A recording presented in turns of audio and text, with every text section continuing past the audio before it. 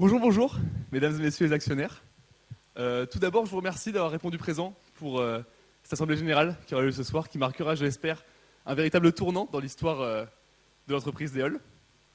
Je me présente, je suis monsieur Kermarek, donc président et directeur général de l'entreprise. J'assurerai ce soir la présidence de l'assemblée générale et j'en profite par la même occasion pour la déclarer ouverte.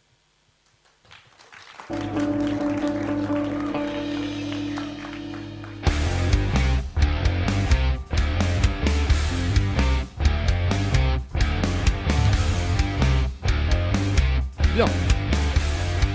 Que voyez-vous de cette photo qui n'est pas encore là? Déjà, un très beau président. Mais que voyez-vous sur cette photo?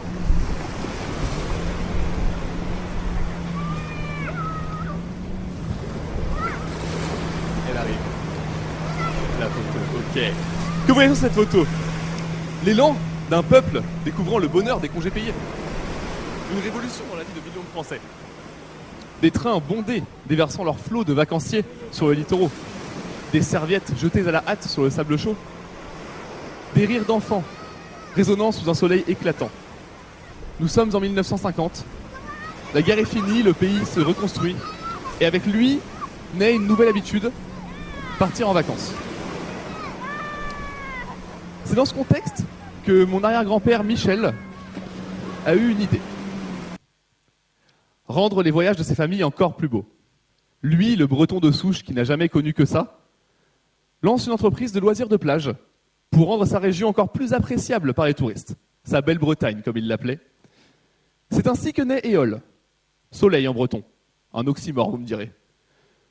Partager l'hédonisme est ainsi la raison même de l'existence d'Eole et représente encore aujourd'hui l'une de ses principales valeurs. Année après année, son offre s'est étendue, et son influence aussi, au point de devenir rapidement leader national. Aujourd'hui, Eole, c'est 726 salariés, 60 points de vente, un site de vente en ligne flamboyant, pour un total de 80 millions de chiffre d'affaires. Alors voilà, Eole, c'est ça, une entreprise d'équipement de plage implantée dans toute la France, mais aussi en Espagne, au Portugal. Et vous, actionnaires, vous l'accompagnez dans son évolution, dans ses principes, dans ses valeurs, mais aussi, évidemment, je ne l'oublie pas, dans ses résultats. Alors à quoi Eole aspire à être? Qu'espérez-vous pour le futur de cette entreprise? Revenons en 2019, année où j'ai pris mes fonctions en tant que directeur général d'Eole.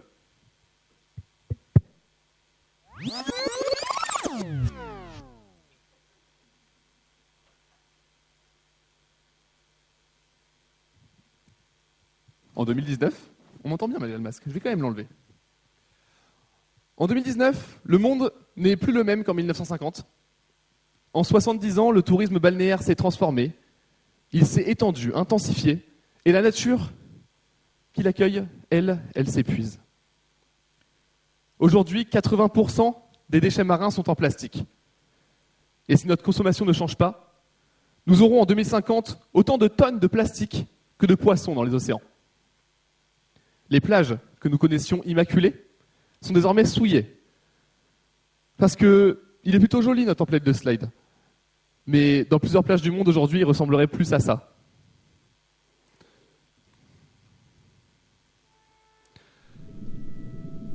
À l'heure où je vous parle, nous avons perdu 69% des populations de vertébrés sauvages en moins de 50 ans.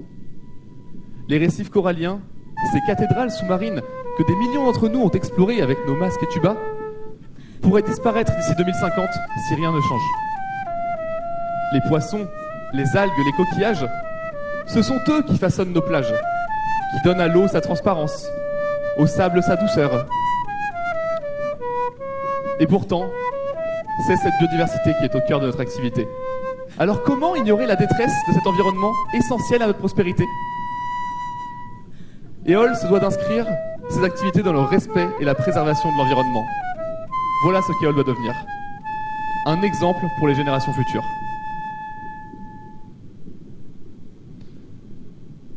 Aujourd'hui, nous nous trouvons à un moment clé de l'histoire de notre entreprise. Les résolutions que nous allons vous présenter ne sont pas de simples ajustements, mais de véritables choix structurants qui redéfiniront notre trajectoire pour les années à venir. Elle marque un tournant décisif vers un modèle plus responsable, plus durable et plus en phase avec les défis de notre époque. Vos votes ce soir détermineront si ensemble nous choisissons enfin d'ouvrir les yeux et de relever ces défis, ou si nous condamnons nos enfants à en subir les séquelles. Bon, en parlant de ces résolutions, il faut bien vous les présenter. Il me semble donc qu'il est l'heure pour moi de céder la parole.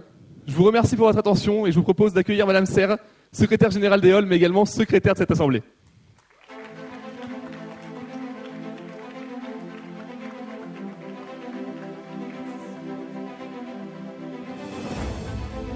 Bonjour à toutes et à tous, et merci Monsieur le Président pour cette introduction. Cette Assemblée générale, à laquelle vous avez été conviés et à laquelle vous avez répondu présent et présente, merci, marque, nous l'espérons, une nouvelle ère pour EOL.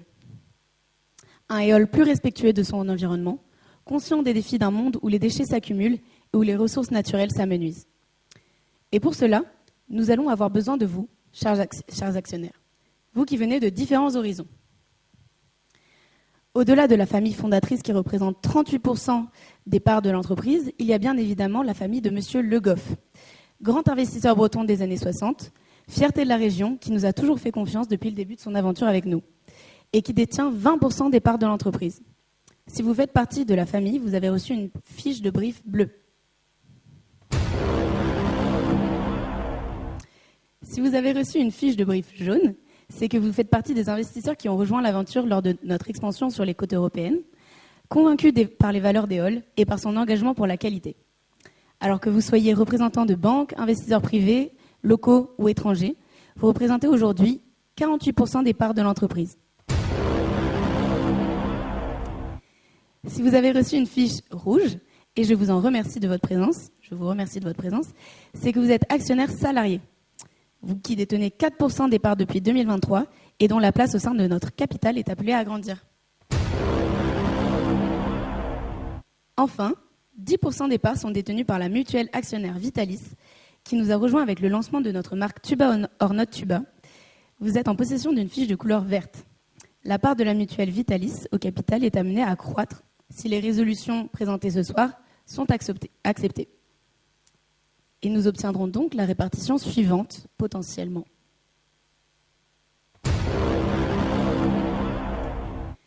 Ce changement dans notre actionnariat s'inscrit dans une réflexion stratégique de long terme. Des discussions ont eu lieu entre la famille Kermarek, fondatrice de EOL, et la famille Le Goff, toutes deux soucieuses de préparer l'avenir de l'entreprise et prêtes à se déposséder pour agir pour le bien commun.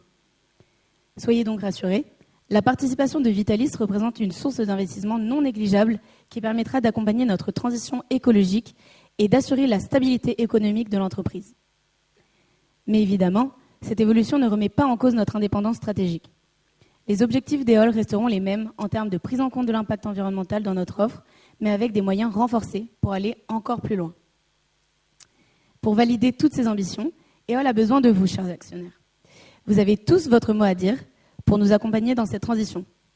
Mais alors, comment voter, vous allez me demander? Mesdames et messieurs, bienvenue dans cette Big AG du futur. Vous voyagez en compagnie d'EOL. Nous allons dès à présent vous indiquer les consignes de vote.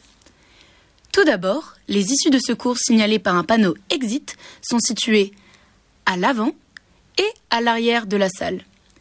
Un marquage lumineux au sol vous indiquera le cheminement vers ces issues, si vous ne souhaitez pas répondre, ce qui serait dommage.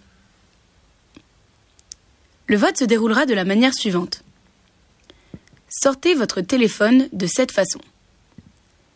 Scannez le QR code à l'écran comme ceci, à l'aide de votre application préférée de photographie.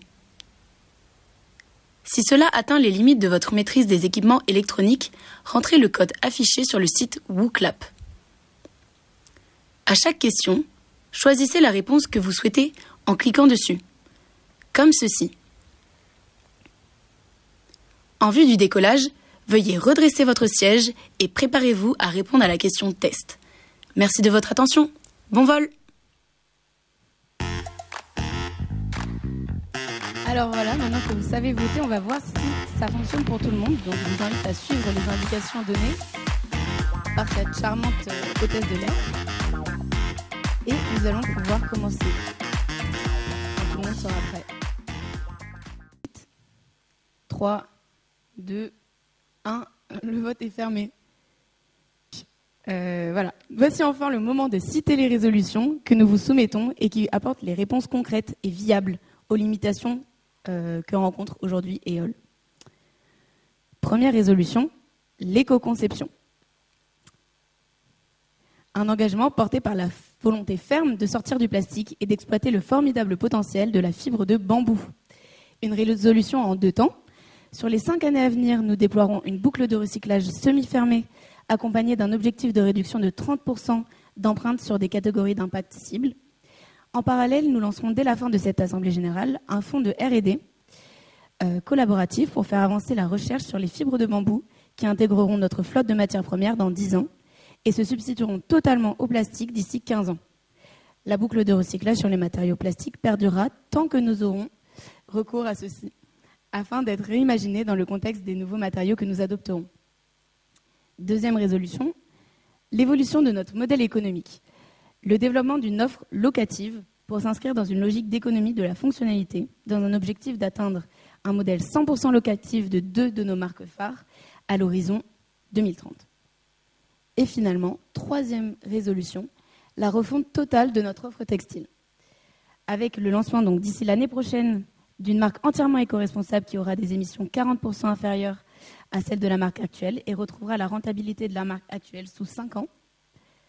Et l'offre de cette marque sera épurée avec un renoncement au maillot de bain pour enfants et au licensing qui diverge trop fortement de nos objectifs. Les licensings seront remplacés par une initiative de création artistique participative qui aura lieu l'année précédant l'année de lancement de la marque. Rappelez-vous, aujourd'hui nous votons pour notre futur et ceux de nos enfants, celui de nos enfants, car ce sont eux les premiers clients des produits commercialisés par EOL. Et en parlant de ces produits, quelle meilleure transition pour vous présenter les 3 marques qui composent notre catalogue. J'accueille à présent Monsieur Ventoux, directeur commercial d'EOL.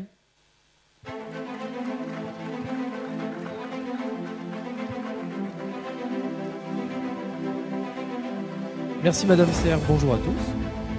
Donc, je vais tout d'abord vous présenter Santastic. Santastic, qu'est-ce que c'est ? Santastic, c'est la première marque phare de l'entreprise. Elle commercialise des jeux de plage pour tous. C'est avec elle que l'entreprise a été fondée en 1950, sous le nom initial Les Sauts de Saint-Malo, en réponse au boom du tourisme balnéaire d'après-guerre. Monsieur et Madame Kermarek, les fondateurs, ont su flairer une opportunité et imposer leur vision d'un loisir estival accessible, coloré et synonyme de qualité. Très vite, ils sont devenus des figures incontournables du jeu de plage, s'imposant comme des leaders nationaux. Le succès de Santastic repose notamment sur un savoir-faire rigoureux. Les produits sont fabriqués en France, dans le respect d'une tradition artisanale à l'échelle industrielle. Nos 3 usines, bien implantées dans la fameuse Plastic Valley de l'Ain et dans le sud de la France, sont les artisans de ces petits jouets aux couleurs flashy et aux formes ludiques. Seaux, pelles, râteaux et autres moules à château fort sont ainsi conçus pour durer, avec des matériaux robustes et résistants à l'eau salée, au sable et au soleil, et aux 1000 caprices d'un été familial. Aujourd'hui encore, Santastic représente à elle seule 65% du chiffre d'affaires de l'entreprise EOL, preuve de son ancrage solide dans l'imaginaire collectif. Mais pourtant, derrière cette success story se profile une tension grandissante. Depuis quelques années, la marque traverse une période de ralentissement, victime d'un décalage de plus en plus criant entre son héritage industriel et les nouvelles attentes sociétales. La montée en puissance des préoccupations environnementales vient écorner l'image d'un produit autrefois perçu comme synonyme de qualité. Car si le plastique utilisé, le polyéthylène haute densité, est effectivement solide, bien fini et durable dans sa forme, il n'en reste pas moins du plastique vierge, issu de la pétrochimie, non recyclé et non recyclable dans bien des cas. Cette fracture entre qualité perçue du produit, sa robustesse, son confort d'usage, son design parfois intemporel et la réalité de son impact environnemental devient de plus en plus difficile à ignorer. Le consommateur d'aujourd'hui, et plus encore celui de demain, ne se satisfait plus d'un produit simplement bien fait. Il veut un produit responsable, inscrit dans une logique d'économie circulaire. Les familles, autrefois séduites par la promesse de jeux de plage durables dans le temps, se demandent aujourd'hui si Leurs seaux cassés, leurs râteaux oubliés dans le sable ou le moule garé dérivent ou non dans l'océan. Le symbole du loisir estival devient alors celui d'une pollution insidieuse qui contredit les engagements environnementaux désormais omniprésents. D'autant plus que ces produits ont une densité d'usage très faible, seulement 1 voire 2 mois par an, et sont rangés à la cave le reste du temps. Il y a donc une réflexion à avoir sur ce modèle qui, pour l'instant, n'est pas soutenable. À la suite de Santastic, l'entreprise se lance dans une nouvelle aventure au début des années 60, portée par l'envie de prolonger l'expérience balnéaire au-delà du simple jeu. Bora Vida voit le jour. Cette marque de textile de plage conquiert rapidement une clientèle européenne. En 2025, elle représente 20% du chiffre d'affaires de l'entreprise Éole. À l'origine, Bora Vida s'inscrivait dans le même esprit que Santastic, production française et souci du détail et de la qualité. Mais avec la mondialisation, les logiques économiques se sont imposées. Face à la pression sur les coûts de production et à l'explosion du prix des matières premières, l'entreprise a fait le choix stratégique, mais non sans conséquence, de délocaliser en Chine, conjointement à des généralisations du recours aux matières plastiques dans la composition du textile. Le pari ? Préserver un haut niveau de qualité malgré tout. Couleur éclatante, couverture renforcée, textile doux et résistant, la promesse sur le papier reste fidèle à l'ADN de la marque. Et les imprimés issus des licences connues, dessins animés populaires ou héros enfantins, contribuent à maintenir l'attrait auprès des familles. Une situation commune. Une famille à la plage. Des serviettes bien trop ternes. No. Ne satisfont pas les petits.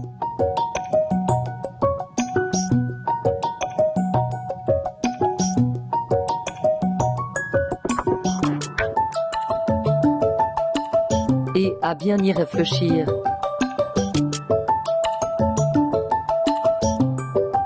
Les grands non plus.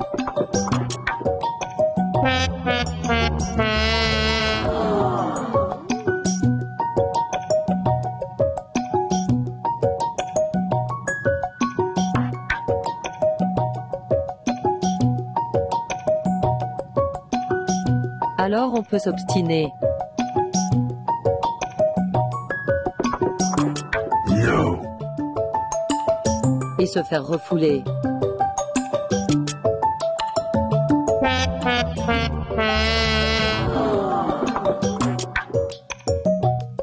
Ou bien on peut choisir la nouvelle Éole Wins.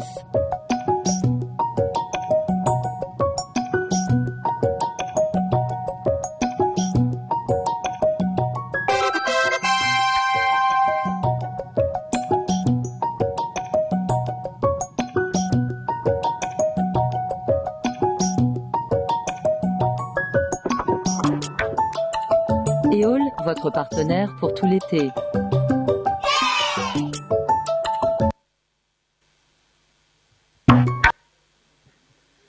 Bon, j'espère que cette publicité vous a fait retomber en enfance. Mais du coup, le modèle de Bora Vida montre aujourd'hui ses limites. Car derrière ces collections chatoyantes, il y a une tension qui grandit. La qualité perçue du produit ne suffit plus à masquer la réalité de sa provenance. Pour une partie du public, le Made in China dissonne avec le prix affiché et fragilise la valeur symbolique du produit. Surtout à l'heure où les engagements éthiques, sociaux et environnementaux pèsent lourd dans la balance. Cette dissonance entre image de marque haut de gamme et fabrication à bas coût devient une épine d'oursin dans la sandale de Bora Vida. Et cette épine grossit. Le marché, lui, n'aide pas. Le textile de plage est désormais un secteur très fragmenté, hyper concurrentiel, où les grandes marques s'épuisent face à la multiplication d'offres fast fashion et low cost, d'un côté, et de micro-marques éthiques très identifiées de l'autre. Les modèles traditionnels comme Bora Vida s'essoufflent et peinent à se renouveler malgré les campagnes de licensing qui permettent encore, pour l'instant, de préserver une rentabilité correcte. Voilà donc notre dernière marque, la plus récente. Tuba, Ornot Tuba, une marque d'équipement de snorkeling. Je vais laisser notre fidèle administrateur spécialisé en développement durable vous la présenter.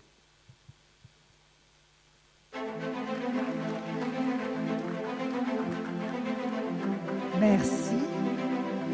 Bonjour à tous, merci d'être assemblés aujourd'hui avec moi. Je suis une grande fan de la marque Tuba or Not Tuba.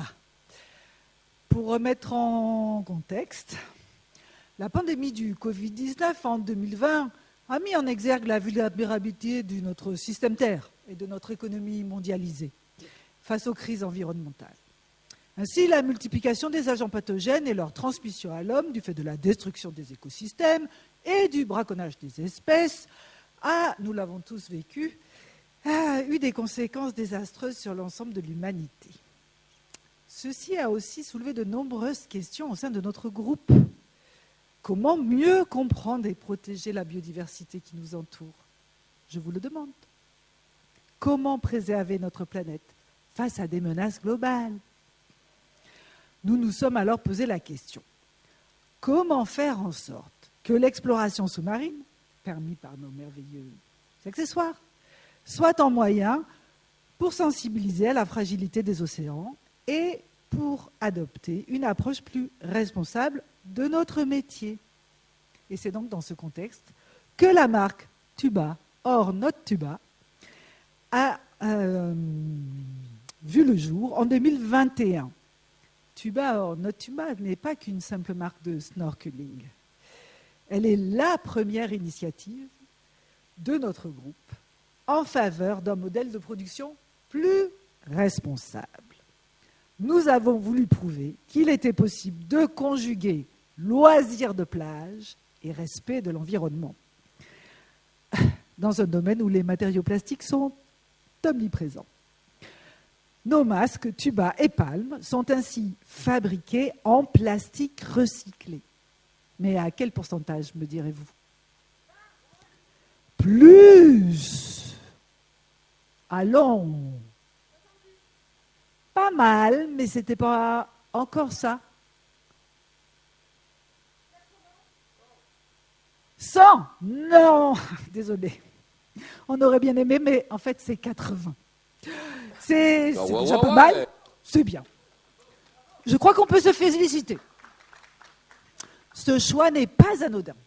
Il répond à un double impératif. D'un côté, réduire notre dépendance aux plastiques vierges, qui sont issus des ressources fossiles et ont un impact carbone élevé. De l'autre, donner une seconde vie aux déchets plastiques, qui représentent l'une des plus grandes menaces pour l'océan, que nous voulons faire découvrir et faire protéger par tous ces amateurs de loisirs de plage. Alors, Tuba or Not Tuba a été une expérience transformatrice. Elle nous a montré qu'intégrer l'éco-conception dans notre activité était possible. C'est une voie de progrès. Cependant, cette marque, bien que nous en soyons très fiers, ne va pas encore jusqu'au bout de la réflexion et n'intègre pas totalement la gestion de vie de nos plastiques.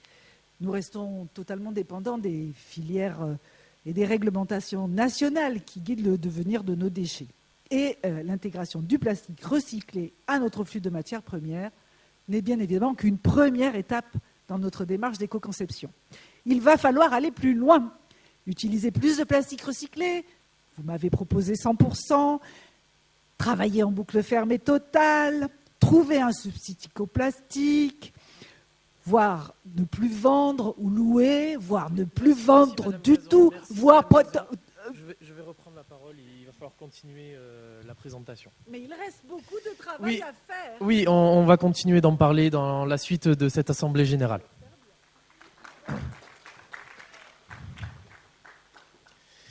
Merci Madame Gazon pour cette intervention. Bien sûr, cette transition vers l'éco-conception n'est donc pas sans défi. Le coût des matériaux recyclés est plus élevé et notre manque d'expérience dans ce domaine rend la rentabilité plus complexe. Mais chaque progrès est un pas important. Et nous savons que nous sommes sur la bonne voie. En tant que jeune marque, Tuba or Not Tuba a fait ses premiers pas dans l'éco-conception avec une gamme encore restreinte mais bien définie. Le produit phare est le masque découverte, conçu pour être accessible et permettre à un large public de s'initier au snorkeling tout en optant pour un produit éco-responsable. Dans l'ensemble, Tuba or Not Tuba s'affirme comme une initiative concrète dans notre groupe pour aller vers un modèle de production plus responsable. Bien que les défis de rentabilité demeurent sur certains points, La marque continue de démontrer que l'éco-conception peut être une voie viable et essentielle pour l'avenir du snorkeling, même dans un secteur où le plastique est encore largement utilisé. Donc voilà ainsi nos 3 marques, chacune avec ses particularités et enjeux futurs, mais toutes criant le besoin d'un renouveau, de résolutions fortes afin d'assurer des business models plus viables pour vous, actionnaires, mais aussi pour notre écosystème. Je repasse maintenant la parole à Madame Serre.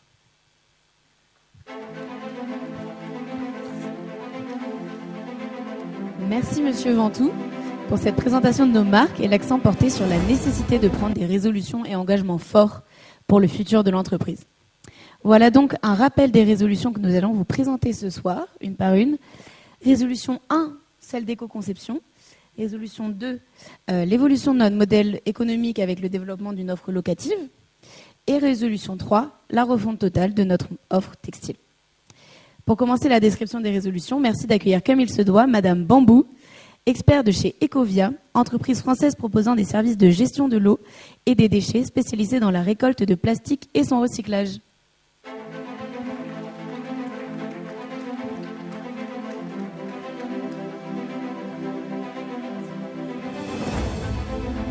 Merci beaucoup Madame Serre et merci messieurs, mesdames pour l'attention que vous m'accordez pendant ce petit moment. Je vais avoir l'occasion de présenter un peu plus l'entreprise que je représente ici, Ecovia. Mais avant ça, j'aimerais replacer mon intervention dans le contexte de l'importance de la pollution plastique aujourd'hui. Et pour cela, je vais vous raconter une petite anecdote. C'est une conversation que j'ai aperçue dans un bar au fin fond des vieux quartiers de Marseille. On retrouve du plastique dans 36% des poissons. Ah, c'est pas tous les poissons, mais ça reste quand même une statistique effrayante. Oui. Non mais elle déconne de toute façon, du plastique. Et quand c'est astronomique dans l'océan, je sais pas, ça doit être 10 000 kilos par an. Oula, Fabrice, tu peux monter un peu, hein. C'est entre 5 et 13 millions de tonnes de plastique qui sont déversées tous les ans dans les océans. C'est comme quand tu vas te baigner, Thierry. Alors mon Fabrice, tu fais attention parce que je suis encore suffisamment sobre pour me lever et t'en foutre une. Non mais en vrai, par contre, c'est quoi tout ce plastique? Ça doit prendre une place. Mais c'est aberrant, tu t'étonnes qu'on avait plein de poissons. Vous avez entendu parler du 8e continent? Fabrice, apparemment, ce serait un truc rempli de plastique, déchets plastiques en plein milieu de l'océan, qui ferait la taille de l'Europe. Fabrice, le 6e continent, le 6e, et il fait 6 fois la taille de la France. Bon, vous allez arrêter de dire des conneries à un moment donné. Moi, je vais te dire le vrai problème, c'est que tout le monde s'en tartine de la tapenade. C'est-à-dire que, au pire, eux, ils arrêteront d'acheter des poissons et nous, on nous envoie à l'abattoir. Hein, tout le monde s'en fout. C'est terrifiant. Ouais, enfin après, je crois qu'il y a aussi les microplastiques et ça, c'est pour tout le monde. Hein. C'est la même personne, même enseigne. Hein. D'ailleurs, je suis sûr que t'as même dans ta bière. Microplastique, c'est quoi cette connerie? Microplastique, c'est les morceaux de plastique d'épaisseur de moins de 5 mm. Et il y en a partout. Alors déjà, il y en a dans ta bière, c'est sûr. Il y en a dans l'eau courante, dans le sel et même dans l'air. Donc bref, tu peux pas y échapper. Hein. T'as beau changer de bière, ça change rien. Michel, 5 mm, je pense que ça peut pas faire beaucoup de mal. Hein. Oula, détrompe-toi. Alors déjà, l'inhalation, l'incubation et le contact avec le plastique, ça affecte tous tes systèmes. Le système respiratoire, le système cardiovasculaire, le système reproductif, le système nerveux, le système gastro-intestinal, bref, tous les systèmes. Et toi, ils sont bien affectés, hein, tes systèmes, hein, je te le dis. Oui, et puis, j'ai envie de te dire, quitte à bouffer du plastique, autant profiter. Hein. Santé, mon Fabrice.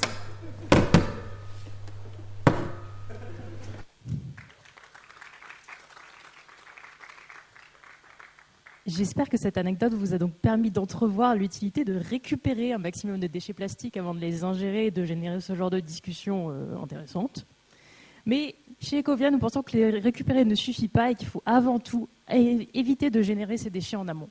Le plastique aujourd'hui, c'est principalement issu en fait de matières fossiles comme le gaz et le pétrole. Concrètement, le plastique, c'est 8% de la consommation annuelle de pétrole, donc rien que pour sa production. Et au-delà de son extraction, en fait, la transformation du pétrole et du gaz en matière plastique demande un apport énergétique conséquent et génère une quantité importante de gaz à effet de serre. On parle de 2 à 6 kg de CO2 équivalent par kilogramme de plastique en fonction du type de plastique. Donc ça veut dire que votre petit seau tout mignon, là, qui fait peut-être 200 grammes en fait, pour Eole, il a un impact concret qui est d'environ 1 kg de CO2 émis par seau pour l'entreprise. En plus de ça, c'est sans prendre en compte sa fin de vie. une fin de vie typique pour ce genre de seau, c'est d'être incinéré, donc d'être brûlé. Et lors de son incinération, il va doubler son impact et émettre environ 1 kg de CO2 équivalent supplémentaire. Ce qui est plutôt une bonne nouvelle, c'est qu'en fait, en évitant cette incinération et en recyclant le plastique, donc en collectant nos déchets et en les valorisant, on peut arriver à éviter ce doublement et à même réduire l'impact du plastique par 2, puisqu'on vient remplacer de la matière première vierge. Et certes, vous pouvez vous dire que 1 kg de CO2 ou 2 kg de CO2, c'est pas grand-chose, mais multiplier ces chiffres par les centaines de milliers de sauroplastiques qu'elle produit chaque année, et les chiffres deviennent un peu plus impressionnants. Donc chez Ecovia, ce qu'on fait, c'est que concrètement, on trie, on collecte et on revalorise les déchets plastiques. Aujourd'hui, la filière est loin d'être parfaite. En France, environ 23% des déchets sont collectés pour recyclage, donc une très faible majorité. Le reste est principalement valorisé énergétiquement, donc concrètement incinéré ou simplement mis en décharge sans être valorisé. En plus de ça, la filière aujourd'hui est énergivore et a des coûts de gestion qui sont vraiment exorbitants. En 2022, la dépense totale de gestion de déchets en France, quand on inclut la collecte, le tri des déchets, mais aussi le nettoyage des rues pour nourrir la collecte, s'élevait à 21,6 milliards d'euros, ce qui est un budget énorme. C'est pour ça que le partenariat que nous souhaitons mettre en place avec EOL, il sera mutuellement bénéfique pour nous permettre de passer à l'échelle de la production de plastique recyclé en bénéficiant des points de collecte d'EOL qu'ils vont mettre en place dans leurs boutiques de proximité dans les stations balnéaires. Et en retour, on permettra à EOL de continuer à produire ces seaux, mais avec un impact environnemental moindre grâce à notre plastique breveté. Merci pour votre attention. Je laisse à présent la parole à la directrice R&D pour vous exposer davantage notre vision commune.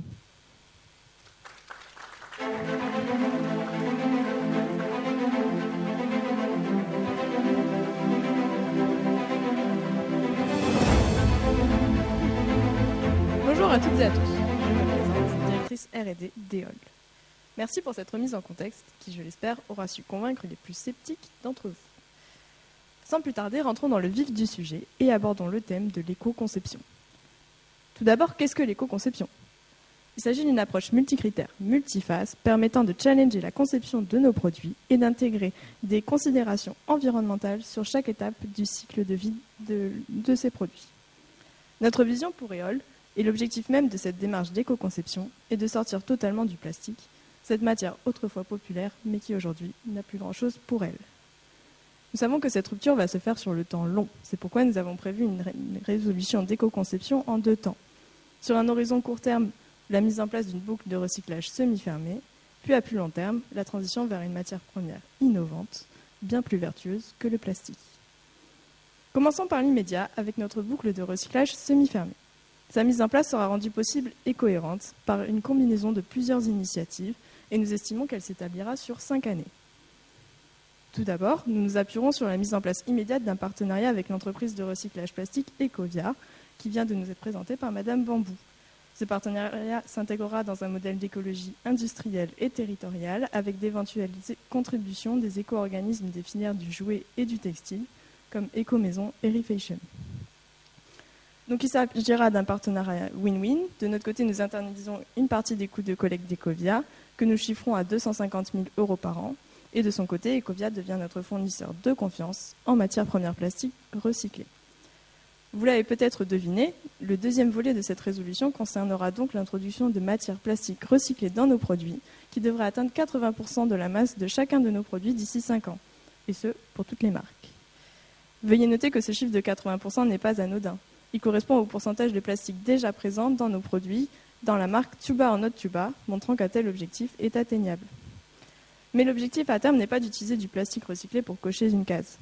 Nous voulons concevoir des produits en plastique recyclé et réellement recyclables, c'est-à-dire intégrer la gestion de leur fin de vie dès la conception des produits. Afin d'assurer cela, nos équipes ont fait d'importants efforts d'éco-conception. Nous avons diminué le nombre de pièces, nous avons intégré le tuba directement avec le masque, nous avons fait des stocks de pièces détachées, des stands d'upcycling et j'en passe. In fine, nous nous engageons à ce que 80% des produits soient réparables. Et pour concrétiser cela, nous introduisons une garantie à vie sur les défauts de conception des produits textiles. Ainsi, avec ces engagements, nous faisons d'EOL un champion de l'économie circulaire, avec des produits dont la durée de vie est sensiblement allongée et dont la gestion de vie est optimisée. Nous comptons suivre de très près les résultats de nos démarches en rendant les analyses de cycle de vie obligatoires afin de vérifier que nous atteignions un objectif de réduction d'empreinte de 30% sur les catégories d'impact bien ciblées qui sont le réchauffement climatique, l'acidification, l'eutrophisation marine et l'épuisement des ressources fossiles, catégories sur lesquelles EOL est la plus à même d'agir. Oui, vous l'avez compris, nous avons de grandes ambitions pour l'éco-conception de nos produits. Mais nous voulons aller encore plus loin et nous voulons sortir à terme du plastique. Cependant, pour l'instant, nous n'avons aucun matériau qui remplisse les exigences de qualité et de solidité que nous avons aujourd'hui avec le plastique et que nous voulons continuer à proposer à notre clientèle. C'est pourquoi nous avons l'intention d'ouvrir un fonds de R&D dédié à la recherche sur un substitut au plastique et auquel nous attribuerons un budget d'1 million d'euros par an pour continuer la recherche. Et nous ne serons pas seuls. Ce fonds sera porté en partenariat avec tout un écosystème d'acteurs divers et variés qui pourront chacun contribuer à l'avancée de la recherche et partager leurs résultats en open source. Les acteurs concernés peuvent faire partie de notre chaîne de valeur, comme nos fournisseurs, mais également être des acteurs extérieurs désireux d'apporter leur grain de sel ou de sable. Parce que cette transition, si nous voulons qu'elle soit réelle, effective et profonde, doit impliquer toute la chaîne de valeur. En particulier, nous avons d'ores et déjà entamé des discussions avancées avec le laboratoire de génie des procédés et des matériaux de Centrale Supélec, qui a récemment déposé plusieurs brevets prometteurs sur un matériau innovant, naturel, et que nous suivons de très près, la fibre de bambou. À terme, nous espérons pouvoir intégrer ce matériau à notre offre d'ici une dizaine d'années et achever notre sortie du plastique d'ici 15 ans. La boucle semi-fermée de recyclage sera mise en place et nous accompagnera tout au long de cette transition, tant qu'il restera du plastique dans notre offre. Bien, après ce discours presque aussi long que le temps de dégradation du plastique dans l'océan, accueillons chaleureusement Madame Sanglier, chercheuse au laboratoire matériaux de Centrale Supélec et spécialisée dans les fibres végétales à usage industriel.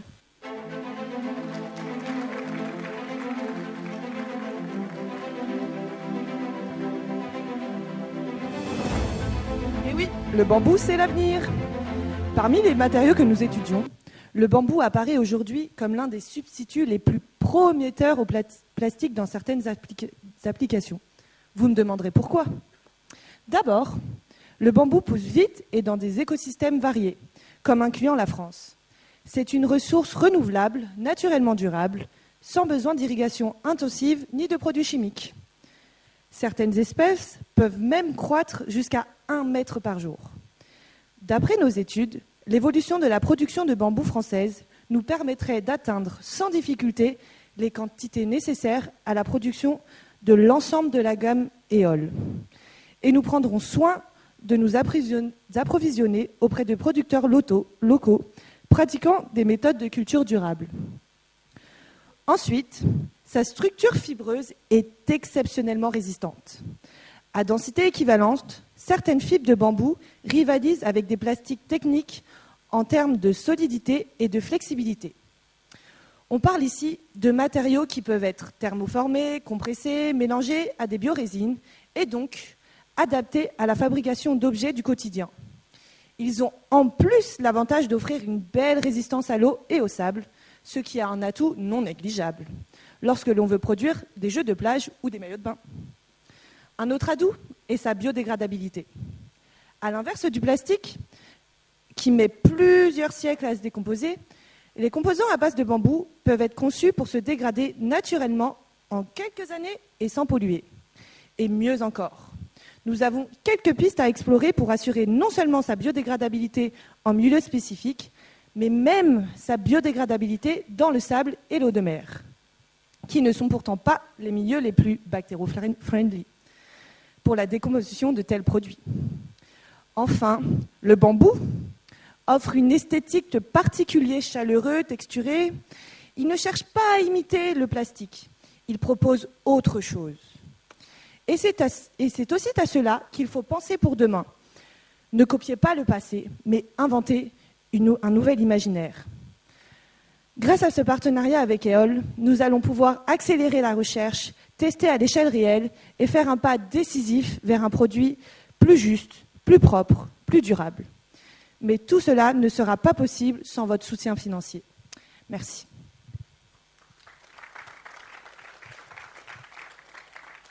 Vous l'avez entendu, la recherche avance et elle est guidée par notre volonté ferme de nous libérer du fléau qu'est le plastique, afin d'assurer un meilleur avenir aux générations futures.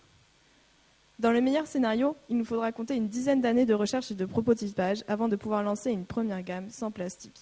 Et ce ne seront probablement que des balbutiements. Nos experts estiment que nous ne sortirons pas du plastique de façon notable avant une quinzaine d'années. Mais voilà notre plan d'action pour cette résolution d'éco-conception, portée par la volonté ferme de se défaire du plastique et découpée en 2 étapes clés, le développement d'une boucle de recyclage semi-fermée à court terme, puis l'introduction d'un substitut au plastique dans nos produits. Ainsi, malgré nos efforts d'éco-conception, nos revues resteront fortement couplées à des flux de matières plastiques sur les années à venir, engendrant des émissions liées au transport, à la transformation de la matière première. Pour maximiser l'utilité de nos produits avant la fin de leur vie, nous pensons donc nous tourner vers un nouveau business model qui constitue l'essence de notre seconde résolution. Mais je passe la parole à M. Moula, notre directeur de la stratégie, qui nous en dira plus.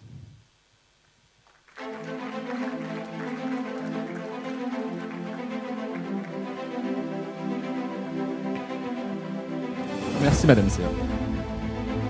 Et bonsoir à vous, chers actionnaires. Afin d'aligner nos actions avec nos objectifs et avec la nouvelle vocation d'EOL, un virage net s'impose. Alors, ce qui nous est imputé de faire aujourd'hui, c'est une transformation radicale du modèle de revenu de notre entreprise pour faire face aux défis que nous-mêmes rencontrons aujourd'hui et nos collègues également.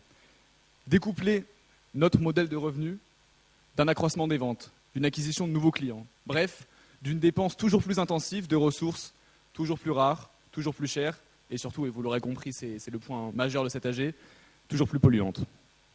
Le marché dont nous avons, il y a maintenant 70 ans, été pionnier, nous appelle à l'aide. Il s'est bâti autour d'une logique de surconsommation et de reconsommation. Vous le savez, chaque année, plusieurs milliers de nos produits sont achetés, consommés pendant 1, 2, 3 semaines pour les plus chanceux, pour ceux qui n'ont pas encore posé leur RTT. Puis ils sont soit remisés à la cave, dans le meilleur des cas, jetés à la poubelle, sur la plage, où ils polluent ou sont inutiles. Tout ça pour être acheté, 1 an, 6 mois, 2 ans plus tard, le même produit, moyennant un changement de forme, un changement de couleur, un changement de gabarit. Quel gâchis, vous me direz, et je suis bien d'accord avec vous. Bref, nous sommes aujourd'hui en train d'éprouver les limites de ce modèle. Nous nous trouvons au pied du mur qu'elles incarnent. Le marché dont nous avons été pionniers nous appelle à l'aide, et c'est à nouveau à nous d'impulser une nouvelle direction. Alors c'est la raison d'être de cette seconde résolution. Notre arme, elle a un nom très simple, c'est la location. En effet, ce qui est soumis à votre vote aujourd'hui, c'est une transition progressive, graduelle, tranquille, mais totale, vers un modèle 100% locatif sur les marques Tuba or Not Tuba et Santastic à l'horizon 2030. Alors pour les plus experts d'entre vous, et pour ceux qui ont suivi la ST7 à Centrale Supélec, ça correspond à un modèle dit d'économie de la fonctionnalité. C'est-à-dire que l'intérêt est de valoriser la valeur d'usage des produits et non pas leur valeur intrinsèque en tant que bien physique. Si vous décidez d'adopter cette résolution, c'est dans cette voie que vous vous engagez à l'horizon 2030, un modèle 100% locatif. Ce nouveau modèle, il a un autre avantage qui est d'être joli dans les termes. C'est l'occasion de tirer enfin parti du caractère très temporaire, très saisonnier de nos produits, plutôt que de le subir, de le faire subir au portefeuille de vous, messieurs les actionnaires, dont j'imagine que c'est la sollicitation principale, et de le faire subir évidemment à nos écosystèmes et à notre environnement. Collecter nos produits afin de les relouer à la suite d'un premier prêt, soit tel quel, soit moyennant une reconstruction, ou même de les valoriser nous-mêmes ou par le biais de nos partenaires, c'est plus qu'un choix anecdotique. C'est un engagement, un pas vers la circularité de notre économie et vers un modèle qui profite non seulement à l'environnement, mais surtout à vous, messieurs les actionnaires. Évidemment, c'est votre portefeuille qui vous intéresse. Je suis plutôt d'accord avec vous en tant que cadre supérieur de cette entreprise. Mesdames les actionnaires, tout à fait, je m'excuse à toutes les mesdames les actionnaires de cette assemblée. Alors, mesdames les actionnaires, je ne vous demande pas de me faire une confiance aveugle.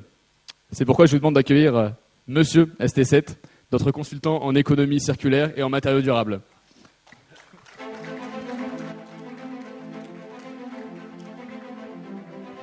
Merci Monsieur Moula. Bonjour à tous. Alors en effet, les avantages économiques de la location sont très nombreux. On peut dire déjà que le lien durable construit avec le client permet un amortissement du CAC, du coût d'acquisition client, c'est-à-dire des dépenses marketing et publicitaires qui ont permis l'obtention de ce client sur un temps bien plus important, puisque les interactions, les transactions avec le client sont bien plus nombreuses dans un modèle locatif que dans un modèle de vente directe. Alors la rentabilité des produits s'en trouve également décuplée et la marge potentielle sur l'ensemble du cycle de vie du coup démultiplié. Alors bien sûr, stocker l'ensemble du parc matériel, notamment hors saison pour notre activité, ça représente un coût non négligeable. Cependant, celui-ci n'est en fait pas si différent de celui qui correspond au stockage de nos invendus et des collections à venir. Alors l'accroissement de la rentabilité de chaque seau, de chaque pelle, de chaque masque, et j'en passe, permettra non seulement de combler la différence entre les deux, mais dégagera également des fonds qui permettront de dynamiser l'activité de recherche et développement qui vous a été présentée il y a quelques minutes.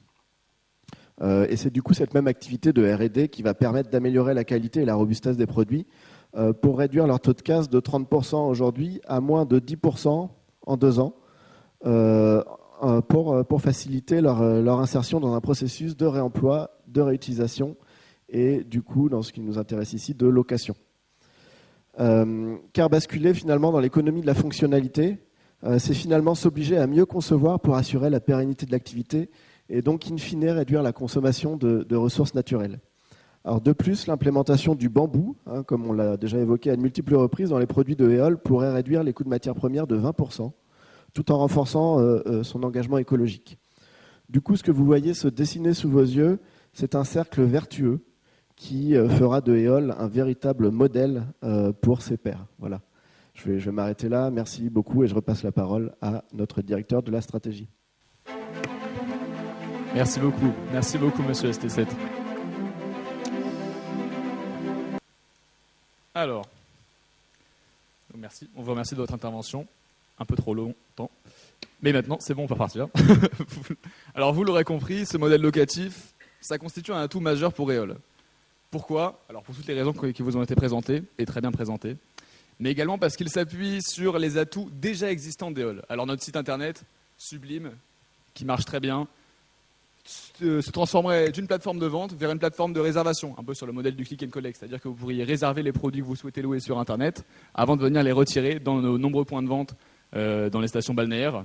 Vous le savez, ce sont une de nos fiertés et ils pourraient ensuite être retournés dans le même point de vente ou dans des points de vente différents à votre guise.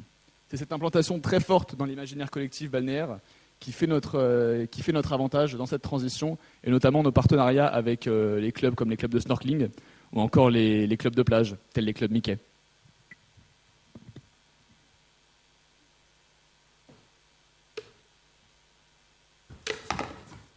Oh, je le reconnais ce seau. C'est mon seau. Quoi ? Mais regarde, je l'ai eu l'année dernière. C'est même dans un bout ici. Mais non, c'est le monsieur de l'an dernier avec le t-shirt Donald. Il m'a dit qu'il récupérait les seaux parce qu'il faisait de l'énologie de la fonctionnalité. Quoi ? Mais si, c'est le monsieur. Il m'a même dit. Le monde capitaliste dans lequel nous nous trouvons aujourd'hui met notre planète à feu et à sang. Nous ne pouvons plus regarder à côté. Il est de notre devoir, nous, le légendaire club Mickey de Salins-les-Bains, d'inverser la tendance. Grâce à notre nouveau partenaire Éole, nous pouvons entrevoir de nouveaux modes de consommation, de nouveaux schémas de pensée, une échappatoire à l'apocalypse écologique qui nous guette tous dans un futur proche. Ce seau, mâchouillé par l'enfant de l'an dernier qui mangeait du sable, représente un véritable espoir pour nous tous. Va, ma fille, prends ce seau et va dans la joie et la sérénité du devoir accompli. Mais c'est ce qu'il a dit. Mais... Oh oh oh, Éole, c'est un outil mystère qui nous servira plus tard.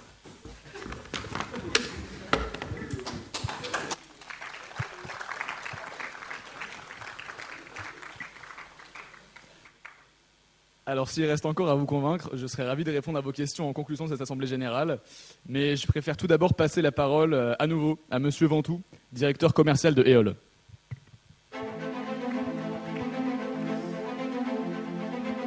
Donc si vous avez bien été attentif, vous avez dû remarquer que nous n'avons pas encore évoqué notre marque textile. Je vous rassure, c'est bien normal, puisqu'elle fait l'objet d'une résolution à part entière. Attendez. Regardez maintenant ce graphique, qui représente le chiffre d'affaires de la marque textile Boravida sur les dernières années en millions d'euros. Vous allez me dire, on est en croissance, quoique depuis 3-4 ans, on stagne un peu, mais bon, rien d'alarmant. Regardez maintenant ce graphique. Je vois à vos têtes que vous avez compris. En effet, Boravida se place sur un secteur où des maillots de bain de bonne qualité. Or, d'après les études de marché, le marché des maillots de bain perd de la vitesse. Et même pire, va décroître dans les années à venir. Les principaux facteurs de cette décroissance sont notamment la saturation de l'offre et une baisse de la demande liée à l'évolution des modes de consommation et à la prise de conscience écologique. Et le marché du maillot de bain est d'autant plus impacté qu'il s'agit d'un marché saisonnier, dépendant des habitudes de loisirs des consommateurs et dont la plupart des produits sont fabriqués à partir de matières synthétiques dérivées du pétrole. On pourrait essayer de grappiller quelque part de marché par-ci, par-là pour compenser, mais c'est sans compter les deux freins majeurs à cette stratégie. D'une part, le marché est très fragmenté, avec plus de 5000 entreprises actives dans le monde. Et d'autre part, ça reviendrait à s'attaquer à des géants de l'industrie comme Speedo, Calzedonia ou Zara, pour ne citer qu'eux, qui détiennent près de 25% des parts globales de ce marché. Mais j'ai tout de même une bonne nouvelle. Si le marché du maillot de bain s'essouffle, ce n'est pas le cas du secteur du maillot de bain éco-responsable, qui pour le coup est en forte croissance, avec une croissance annuelle de 8 à 10% contre 3 à 4% pour le marché global. La fragmentation du marché et l'absence d'acteurs de grande taille pourraient nous offrir une porte d'entrée dans ce secteur. Et je rends la parole à la stratégie. Merci beaucoup, Monsieur Ventoux. Alors, dans ce contexte, un nouveau souffle s'impose. Le projet d'une nouvelle marque, affranchie des partenariats sous licence, on les a évoqués, qui miserait sur un design original, une production plus maîtrisée et une identité forte. Ce projet il commence à émerger dans nos esprits et c'est pour ça qu'on a choisi de vous le présenter lors de cette Assemblée Générale. L'idée, elle est très simple, redonner du sens à l'offre textile de l'entreprise, reconnecter avec les aspirations contemporaines et s'émanciper d'un modèle qui est en perte de vitesse.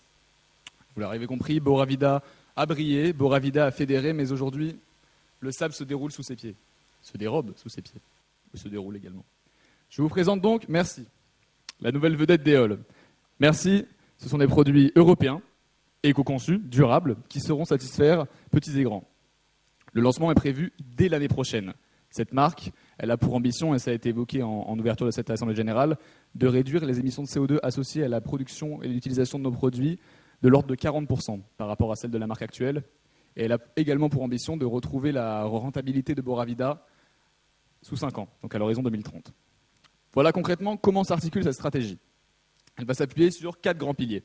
Le premier de ces piliers, ça va être la relocalisation en Europe. Alors, je vais peut-être vous dire des choses que vous savez déjà, mais il est quand même important de le souligner. En plus de limiter le transport de marchandises, la production européenne permet une meilleure maîtrise de notre chaîne de valeur, de nos fournisseurs, et donc a fortiori des conditions de travail dans nos usines de production. Les salaires textiles en Europe peuvent être 3 à 5 fois plus élevés qu'en Chine. Cela assure une production plus respectueuse de l'environnement également, grâce aux normes européennes qui ont été mises en place, grâce au mix énergétique européen, plus vert, et qui a une importance cruciale dans les émissions liées à la production, et évidemment, encore une fois, grâce à la limitation du transport des marchandises. Alors, nous avons déjà identifié et communiqué avec différents fournisseurs, différents industriels, notamment au Portugal, habitués à la production de textiles à base de plastique recyclé et certifiés GRS, c'est-à-dire Global Recycled Product, et alignés avec nos exigences en termes de respect de l'environnement et des travailleurs. Le second pilier, le second axe, c'est l'utilisation de matières éco-responsables. Alors pourquoi faire ? Déjà parce que l'avantage d'utiliser des matières éco-responsables, l'idée derrière l'utilisation de matières éco-responsables, c'est de limiter le mélange de fibres et de teintures sur le textile. En utilisant des matériaux recyclés, on limite d'une part l'impact environnemental du textile et d'autre part, on favorise à la fois sa réparabilité, mais aussi sa recyclabilité, ce qui est essentiel dans l'idée de boucle fermée qui vous a été présentée par Madame Cogito. À terme, lorsque la recherche aura avancé sur le bambou, nous espérons pouvoir utiliser cette nouvelle matière, sublime et superbe, mais cela nécessite davantage de recherche sur le matériau en lui-même, mais aussi sur les fournisseurs qui seraient capables d'en assurer la transformation et la production. Alors il reste encore 2 piliers à vous présenter. Le troisième, ils s'articulent autour de renoncement, dans une optique de sobriété. En fait, ce sera notamment le renoncement à notre offre de maillots pour enfants, afin d'en concentrer nos efforts sur la proposition d'une offre qualitative de maillots pour adultes. Alors pourquoi ? Eh bien, nous avons pris conscience qu'il paraît irréaliste de proposer des produits à la fois de qualité, et donc, a fortiori, plus onéreux, pour des maillots d'enfants, alors que ceux-ci doivent être changés tous les 1 an, 6 mois, 2 ans au maximum. Cette fréquence de renouvellement, elle n'est pas en phase avec nos objectifs de durabilité. Elle renforce l'impact environnemental du produit en question, puisqu'elle réduit considérablement sa durée de vie. D'où notre volonté de nous en séparer. C'est un choix fort qu'on espère que vous comprenez. Et enfin, le dernier point, c'est le remplacement des licensings par un événement de création graphique participatif. Alors ça, on l'a évoqué en long, en large et en travers, c'est-à-dire que l'offre textile basée sur les licensing, ça a plein de problèmes.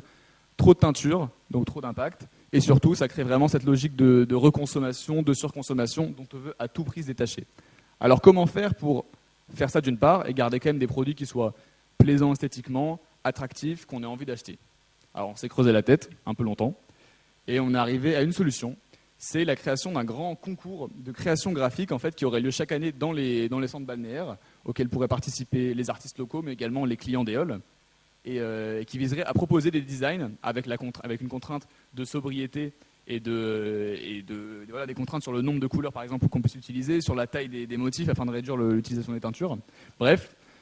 Et en fin d'été, on pourrait voter pour les quelques graphiques qui seraient choisis pour être figurés sur nos serviettes l'année suivante. Alors là, je vous vois tous venir. Vous allez me dire, du coup, vous supprimez cette logique de surconsommation, mais vous sortez de nouveaux produits tous les ans. Oui, mais tout l'intérêt derrière cet événement de création graphique, c'est que ces produits seront proposés à des nombres très limités d'exemplaires. Pourquoi faire? Ça crée une sorte d'envie et d'aspect collector autour des produits qui pourront ainsi dynamiser le marché de seconde main et donc rallonger la durée de vie. C'est-à-dire qu'on mettrait chaque année des nouveaux produits sur le marché, mais en quantité très limitée, ce qui inciterait donc soit à en acheter et à les conserver, soit à aller chercher éventuellement les éditions des années précédentes, dont on apprécie le design, dont on apprécie l'artiste, qui ont été designés par votre ami. Ça, c'est à votre guise. Bref, tout ça pour dire que la serviette de plage va devenir un des produits phares d'Éole, et on estime qu'elle représenterait 50% du chiffre d'affaires de Merci lors de son lancement, pourcentage qui viserait à croître au fur et à mesure du temps jusqu'à 60% lors de la disparition de Boravida. Donc si vous avez suivi, c'est à l'horizon 2030. En combinant ces trois résolutions, il est possible de réduire entre 30 à 50% l'empreinte carbone de nos produits textiles tout en améliorant les conditions sociales des travailleurs. Pas mal. Et en garantissant une meilleure circularité des textiles. Tout cela est bien beau, mais qu'en est-il de l'aspect économique de cette stratégie? Parce qu'on sait évidemment que c'est ça qui vous intéresse, mesdames les actionnaires. Comme on peut s'y attendre, le coût de production va augmenter. Et le volume de vente va diminuer entre 20 et 40%, ce qui va nous contraindre à augmenter les prix de nos produits. Là, je vous vois, ça vous a un peu calmé, mais vous inquiétez pas. Ça reste dans les moyennes du marché, un maillot éco-conçu étant en effet environ 30% plus cher qu'un maillot de bain classique, on va dire. Et je tiens aussi à vous rappeler que le marché sur lequel nous sommes positionnés actuellement est en perte de vitesse et en décroissance. Donc quoi qu'il arrive, cette notion de se serrer la ceinture pendant un petit moment, elle aurait été présente. Mais en remplaçant Boravida par Merci, nos équipes financières ont calculé que nous reviendrons au bout de 5 ans au chiffre d'affaires de Boravida. Seulement, vous l'avez vu, Boravida a une courbe décroissante, et là, nous serons encore sur une pente croissante, donc avec beaucoup de potentiel. Pour compenser les pertes pendant les 5 prochaines années, nous souhaitons garder en parallèle les deux marques, c'est-à-dire ne pas arrêter directement Boravida pour lancer Merci, mais plutôt avoir des courbes qui vont s'intersecter, c'est-à-dire qu'on conserverait Boravida jusqu'à la prise de vitesse optimale de Merci pour arrêter complètement la marque. Alors ce dernier, le marketing de Merci, il sera exclusivement axé sur la sensibilisation du grand public à la consommation responsable, et donc il s'oppose nettement au marketing de Boravida dont on vous a fourni un exemple en première partie de cette Assemblée Générale. Ainsi, pour cette résolution, et j'en arrive enfin à la fin de cette intervention, nous estimons que nous aurons besoin d'environ 10,8 millions d'euros sur 5 ans d'investissement de votre part. Les investissements se feront par palier dégressif, c'est-à-dire qu'on commencerait par un premier investissement de 3,5 millions d'euros, puis le volume des investissements réduirait au fur et à mesure du temps, jusqu'à atteindre évidemment 0. Alors vous l'aurez compris, il s'agit d'une résolution forte, d'un très grand engagement, avec des impacts non négligeables en termes financiers, mais surtout, et c'est ce qui nous importe aujourd'hui, en termes environnementaux. Merci beaucoup pour votre attention. Je vous remercie également de votre présence pendant toute cette Assemblée Générale, et je vais demander à tous mes collègues de me rejoindre maintenant pour passer à la phase de questions.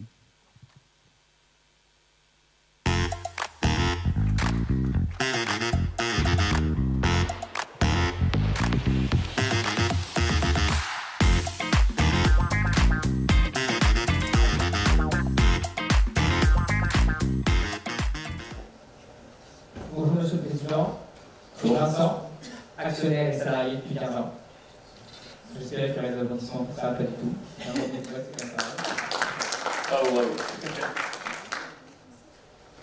Je voulais vous partager une petite expérience que j'ai faite ce matin.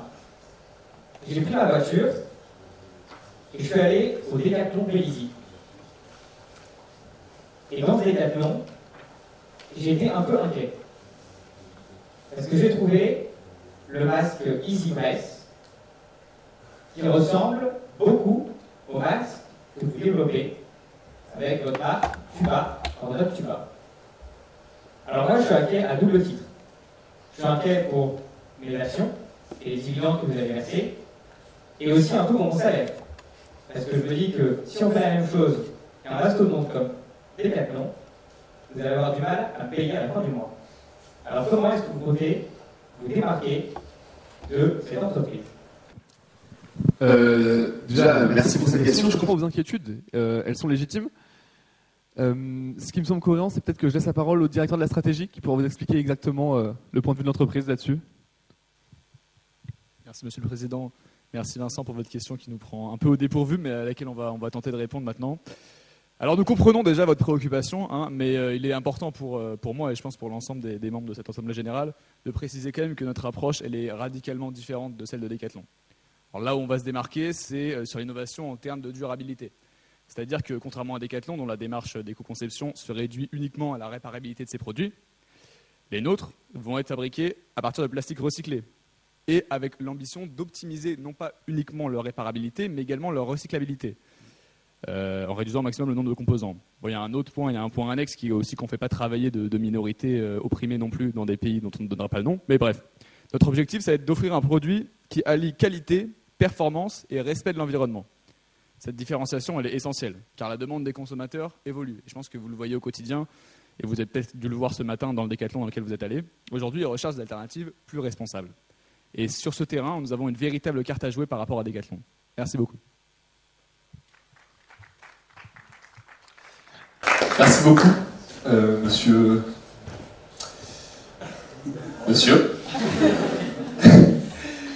Est-ce qu'il y a une troisième question peut-être dans la salle?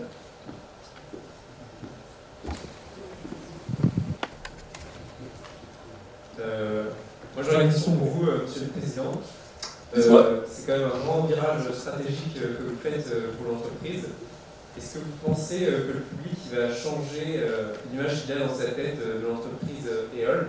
Est-ce que malgré vos efforts, il ne va pas encore considérer que EOL c'est une marque polluante dans le plastique? Est-ce que vous faites pas cette communication dessus par exemple? Eh bien, c'est une très bonne question. C'est évidemment une question qu'on s'est posée. Dans un premier temps, le premier choix qu'on a fait, c'était de changer la direction de Boravida.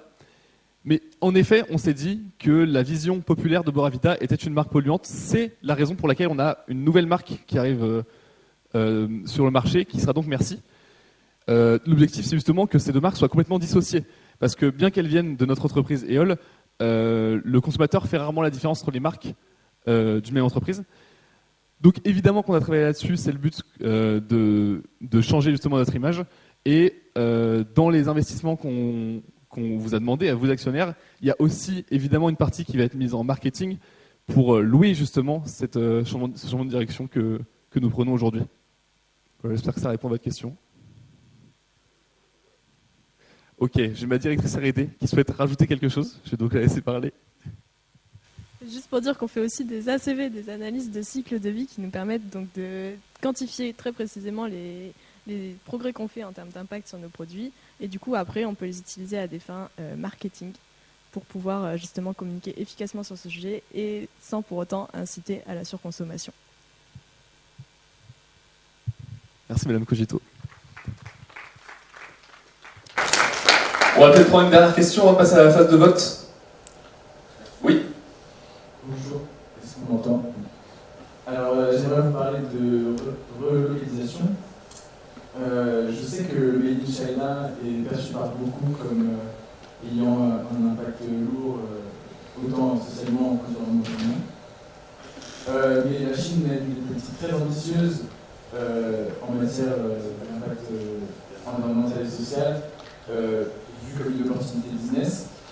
Est-ce que, avant de relocaliser votre production, vous ne pourrez pas demander déjà mieux se renseigner sur ce que fait la Chine et demander à nos fournisseurs et vos partenaires des améliorations quant à l'impact de vos productions? Alors c'est évidemment un complexe. Oui, bah, je vais du coup laisser Monsieur Ventoux vous répondre, puisqu'il a l'air d'être assez concerné par la question.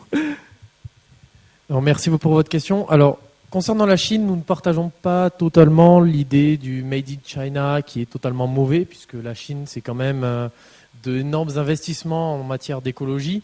Ils ont prévu la neutralité carbone d'ici 2060. Mais d'un autre côté, on a quand même d'énormes normes sociales qui ne sont pas encore respectées et d'énormes problèmes au niveau des émissions de gaz à effet de serre, puisque la Chine reste quand même le premier pays émetteur de gaz à effet de serre. Et d'un autre côté, les efforts de soutenabilité restent largement dictés par des intérêts économiques. Et si les démarches deviennent trop coûteuses, on peut se demander si la Chine va continuer d'investir autant dans la transition écologique. Et donc c'est pour cela que nous avons préféré prendre peu de risques et nous appuyer sur des résultats concrets. Aujourd'hui, cela pollue beaucoup et ça a un impact environnemental énorme de produire en Chine. Donc nous revenons en Europe. Et pour répondre à la question sur le partenaire, notre partenaire actuellement respecte toutes les normes sociales et environnementales qui sont liées à notre entreprise, mais il reste limité encore énormément vis-à-vis des pressions concurrentielles locales, donc directement en Chine. Et donc pour rester cohérent avec nos valeurs et avec nos ambitions, nous avons décidé de relocaliser toute la production en Europe. Il reste le temps pour une dernière question. Ah, d'accord. Olivier, actionnaire privé, prépare sa retraite, donc il a besoin de rentabilité. J'ai beaucoup donné vos propositions. Je me suis posé la question, vous décidez d'abandonner les bains pour enfants, mais vous continuez à vouloir faire jouer les enfants sur la plage avec les seaux, les pelles et les moules. Donc pourquoi ne pas assumer que les enfants portent des maillots de bain sur la plage et continuer sur la marque actuelle à leur rendre des maillots? Parce que de toute façon, ils en achèteront chez Decathlon ou Ça me semble être une mauvaise façon de penser, de se dire de toute façon ils en achèteront, puisque si toutes les entreprises pensent ainsi, alors aucun changement n'a lieu dans la société. Nous, ce qu'on a envie d'être aujourd'hui, c'est d'être précurseurs sur l'innovation et d'être capable de complètement changer de direction pour adopter un modèle beaucoup plus durable. Donc oui, en effet, les enfants qui sont des consommateurs de nos marques vont continuer à jouer avec nos seaux. Mais ce qui nous semble important, c'est que justement ces seaux-là seront beaucoup plus respectueux de l'environnement.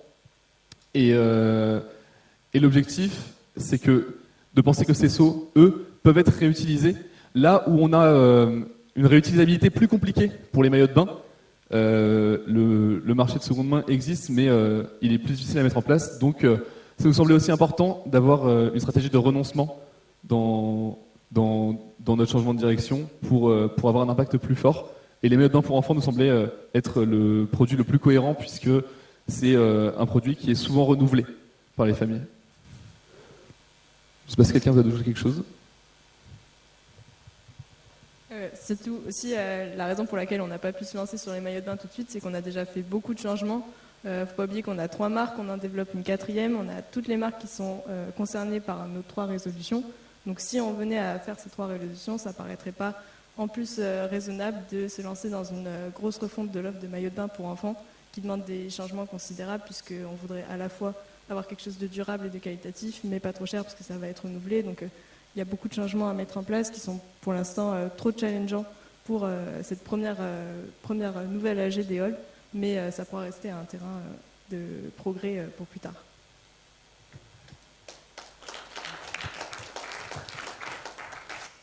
Eh bien, merci à tous pour toutes ces questions. On espère que c'est plus clair dans l'esprit de chacun et chacune. Et on va pouvoir passer au vote donc, des résolutions. Alors, donc, je vous invite à suivre, comme présenté au début de cette Assemblée Générale, le petit tutoriel que je ne referai pas. Voilà, donc on va attendre que vous soyez tous connectés avant de pouvoir lancer le vote.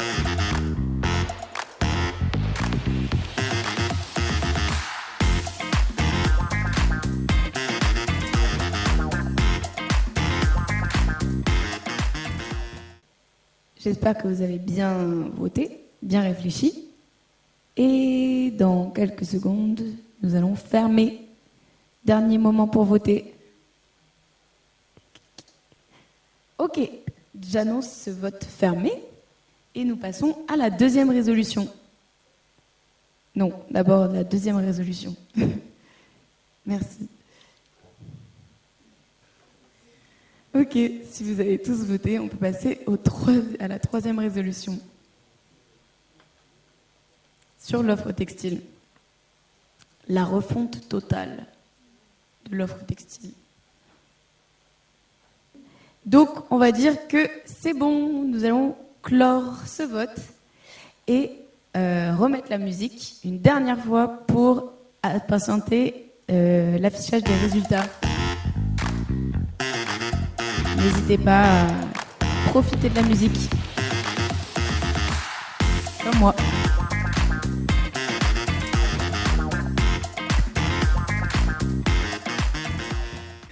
Les résultats de la première résolution acceptée, c'est génial. Merci seulement aux 22 personnes qui ont voté pour. Les autres, voilà. En tout cas, c'est génial. On peut passer à la deuxième résolution. Wouhou! Accepté aussi. J'avais pas précisé, mais c'est accepté quand c'est plus de 50% de vote pour. Voilà, ce qui paraît logique. Enfin non, bon bref. Et du coup, résolution numéro 3. Et malheureusement, celle-là ne passe pas. La refonte de l'offre textile. Et bah, j'avoue que c'est un peu dur à vivre, mais bon, on va faire avec. Donc merci quand même de la confiance que vous nous donnez pour mener à bien les résolutions 1 et 2. Vos votes nous ont aussi permis de réaliser qu'une partie de nos propositions n'était pas encore assez structurée et viable pour vous, actionnaires. Nous reviendrons donc bientôt avec un nouveau plan d'action qui, je l'espère, vous convaincra cette fois.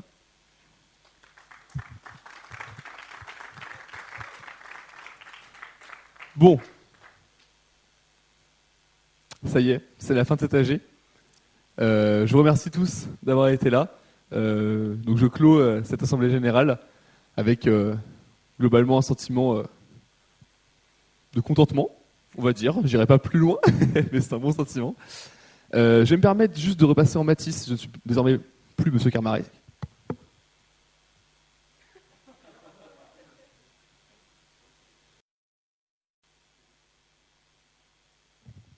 Voilà. À titre personnel, j'aimerais remercier tous ceux qui ont participé à cette assemblée générale et à cette pièce de théâtre globalement, que ce soit les gens qui nous ont aidés en régie, que ce soit les encadrants de la ST, même les intervenants de profil qui nous ont aidés et d'où viennent l'idée de l'assemblée générale, et à titre personnel même les camarades avec qui j'ai pu faire ce projet, c'était très très cool. Voilà, c'est la fin de l'assemblée générale, mais c'est pas la fin de l'événement. Déjà, on va avoir un mot qui va être dit par les encadrants de la ST7 et par les gens de profil. Et après, on pourra se retrouver autour d'un petit pot, tous ensemble, histoire d'en discuter. Voilà. Merci à tous d'avoir été là.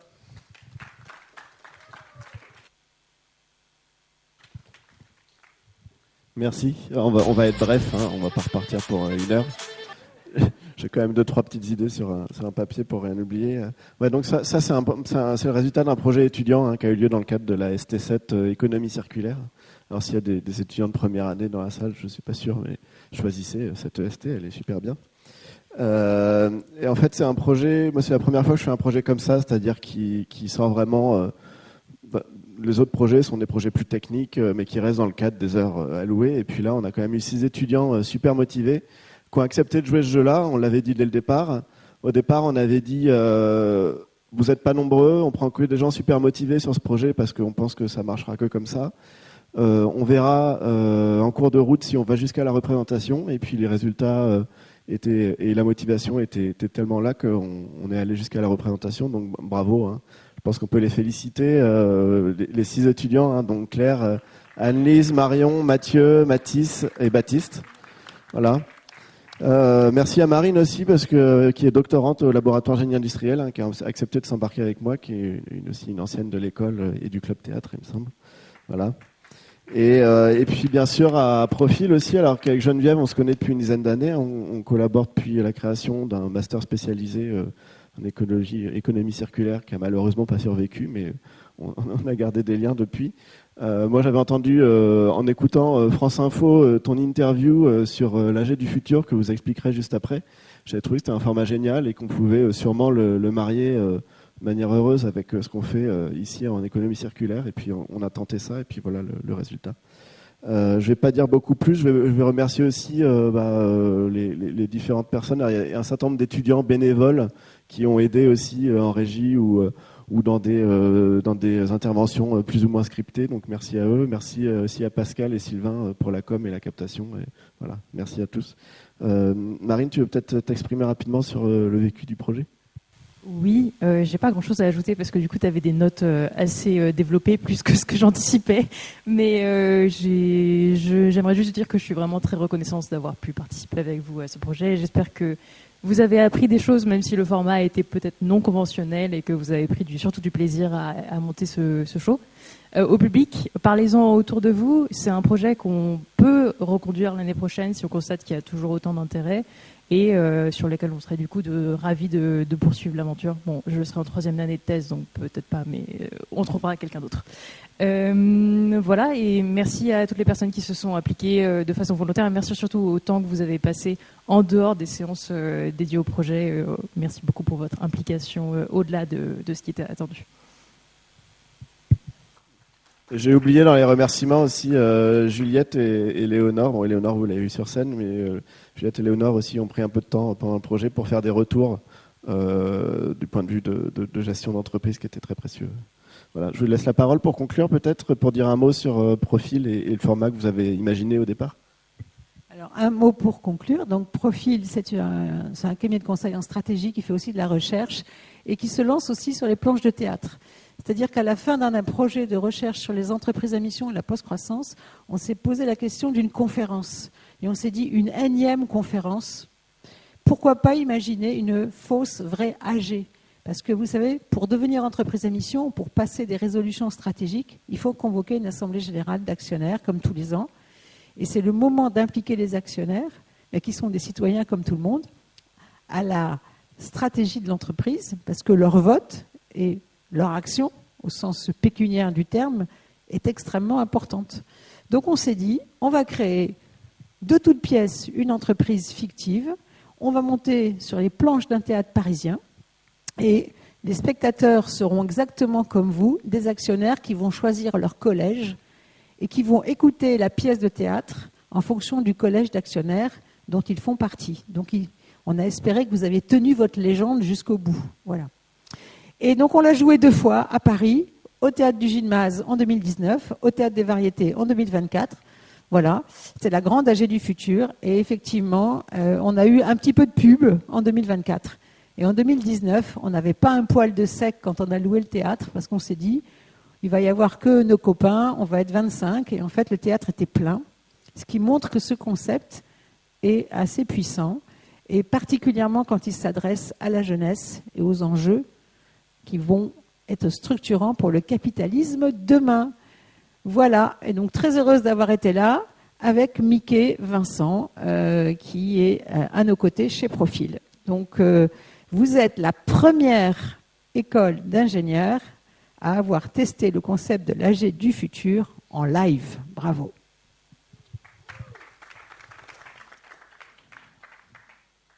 Jamais évident de passer après Geneviève. Non, simplement, à vous étudiants, méfiez-vous des AG du futur de Profil, puisque c'est aussi là où ils recrutent. Enfin, moi, c'est en participant à l'AG en 2024 en tant qu'actionnaire, donc j'étais à votre place, que j'ai découvert toute la fertilité de ce cabinet et donc que j'ai décidé ensuite de candidater. Donc voilà. Donc s'il y a des prochaines AG, vous pouvez liker le compte de Profil sur LinkedIn,